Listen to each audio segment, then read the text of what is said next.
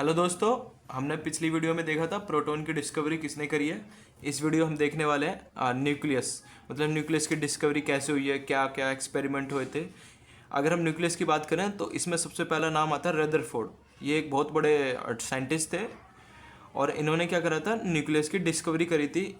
इनकी एक बहुत बड़ी कंपनी थी, तो इधर ये रेडियो एक्टिव रेस पे कुछ काम कर रहे थे। तो इनके नीचे जो साइंटिस्ट थे उन्होंने बताया सर ऐसा ऐसा है। तो इन्होंने जब देखा कि न्यूक्लियस क्या होता है, तो न्यूक्लियस की डिस्कवरी इन्होंने एक एक्सपेरिमेंट करा जिसका नाम था alpha particle scattering experiment. It is a particle having charge +2, मतलब अल्फ़ा पार्टिकल एक ऐसे चार्ज होते हैं जिनका जिनका चार्ज होता है +2, और इनका मास, जो इनकी मास की वैल्यू होती है वो 4 time of value of proton की होती है। मतलब अगर जैसे कि अगर एक अल्फ़ा पार्टिकल है, उसका जो मास है वो 2 है, वो 2 है, तो इसका मतलब जो प्रोटॉन है उसकी वैल्यू 2.5 रही होगी, मास की वैल्यू 1.25 रही होगी मास की वैल्यू। तो आइए समझते हैं कि अल्फ़ा पार्टिकल जो स्कैटरिंग एक्सपेरिमेंट था वो कैसे वर्क करता है और कैसे कैसे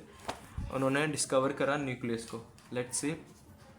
तो जैसे कि आप लोगों को ये डायग्राम दिख रहा है, इसके अंदर ये रेडियो एक्टिव रेडियम एक सब्सटेंस होता है, एलिमेंट होता है, जो इन्होंने लिया था। इससे इन्होंने क्या करे थे, अल्फ़ा पार्टिकल्स को निकाला था। ओरिजिन हम रेडियम को बोलेंगे जिसमें से अल्फ़ा पार्टिकल्स निकले थे।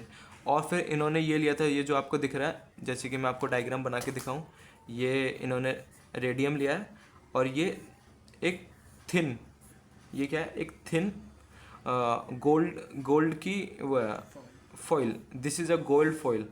बहुत पतली है, मतलब इतनी पतली कि आर पार दिख सके, इतनी पतली थी ये। और इन्होंने साइड में क्या लिया, इसके साइड में लगा लिया फ्लोरोसेंस सीट, मतलब जो सिलिकॉन सल्फाइड होता है और जिंक सल्फाइड होता है, ताकि कोई भी अगर इधर एक्टिविटी दिखे तो साइन होए, मतलब उसका प्रेजेंस पता चल जाए हमें। तो इस रेडियम से जो अल्फ़ा रेज निकली थी वो सीधा फॉइल के पास गई। अब इन्होंने क्या देखा कि कुछ मतलब 99.9 रेज है वो सीधी जा रही है, मतलब पार हो रही है, कोई बिना किसी चीज़ के वो पार हो रही है सीधा।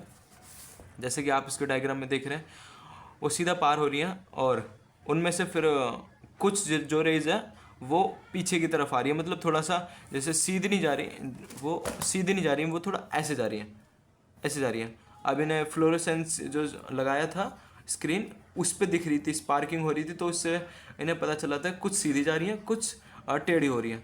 और इन्होंने कुछ देखा, मतलब जो 99.9 थी, इसकी जो 1% था, 1% बची हुई, 0.1% बचा हुआ, इन्होंने देखा वो वापस आ रही है।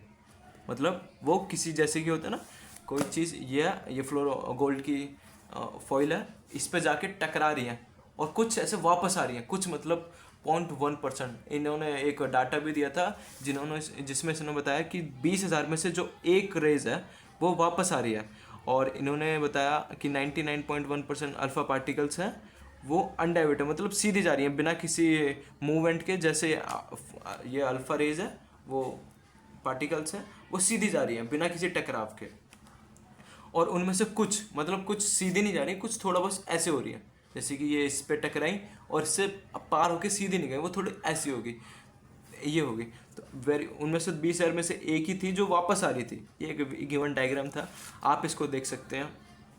जैसे कि ये अपनी फॉइल है, गोल्ड फॉइल, ये रेज है, ये सीधी जा रही है, ये सीधी जा रही है, सीधी जा रही है। उनमें से कुछ एक, जो 0.1% जिनकी बात कर रहे हैं, कुछ एक वापस आ रही हैं, और कुछ ऐसी हैं जो थोड़ी सी टकरा के अपना एंगल चेंज कर रही हैं, बहुत छोटे एंगल पे वो मूवमेंट कर रही है। तो इससे उन्होंने क्या निकाला, इससे उन्होंने निकाला कि अगर कुछ जो मेटल शीट है, गोल्ड की फॉइल है, अगर कुछ नहीं होता तो सारी रेस सीधी जाती, सीधी जाती। लेकिन कुछ है ऐसा जिससे टकरा के जो रेज है अल्फ़ा रेज है, अल्फ़ा पार्टिकल्स है, वो थोड़ी सी मूव हो रही हैं, इस साइड जा रही हैं, कुछ वापस आ रही है, कुछ एंगल चेंज कर रही हैं। तो इससे क्या पता चल रहा है कि कुछ ना कुछ चीज़ तो है इनके बीच में। तो इस कुछ ना कुछ को हम बोलेंगे न्यूक्लियस। तो न्यूक्लियस की डिस्कवरी रदरफोर्ड ने करी थी और ये एक बहुत बड़ी डिस्कवरी मानी गई थी। इस डिस्कवरी के बाद हमें न्यूक्लियस पता चला कि न्यूक्लियस के अंदर कुछ कि एटम के अंदर कुछ ऐसी चीज़ होती है, कुछ एक हैवी मास होता है, जिससे कि एटम के अंदर कुछ ऐसी हैवी मास होता है, तो उसी मास को एक जगह इकट्ठा होता है जिससे कि टकरा के अल्फा रेज वापस आए, उसी को हम न्यूक्लियस कहते हैं। अब इस एक्सपेरिमेंट से क्या क्या चीज़ें निकली, क्या निचोड़ है, क्या प्रिंसिपल सीखे हमने, वो हम नेक्स्ट वीडियो में सीखने वाले हैं। आप हमारे इस चैनल पर कनेक्ट रहिए। Thank you for watching.